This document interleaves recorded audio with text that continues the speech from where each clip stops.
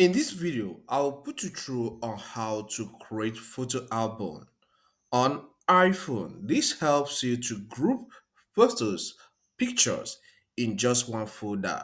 Let's just get right into it.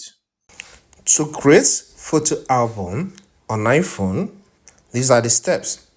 First, tap on the Photos app to access all the photos you have on your iPhone.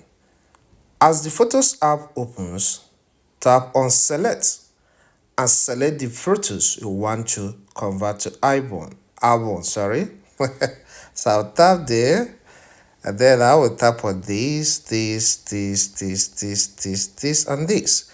All right, so I want to convert this to album. After that, tap on the three dots at the bottom right. On tapping on the three dots, you will see some options, and one of them is add to album, so tap there. Now, this will show you some albums that have been created by default based on some apps that are available on your phone. And here, our interest is to create a new album, so tap on the plus sign. When you tap on the plus sign at the top right, give this album a name. So in this case, let me call it Education. And once you're done, tap on Create button at the top right. Alright, these pictures I selected are now added in album, but are still made available in the gallery, okay, in the main photos page, okay. That we added them in album doesn't mean they're deleted, all right, unless if we want to delete them from here, okay. But here we have created an album containing the photos. What of tomorrow, if you want to access the album, how do you go do that?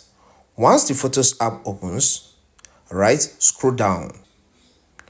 When you scroll down to the last section, one of the last sections, you will see albums, okay.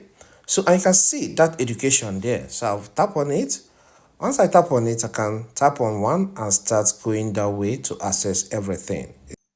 I believe this content helps. Please, if it does help, consider subscribing to this channel. Here we cover a lot on technology, okay? So subscribe to learn more. Leave a comment in the comment section and hit the like button so that this platform will recommend this video to more people.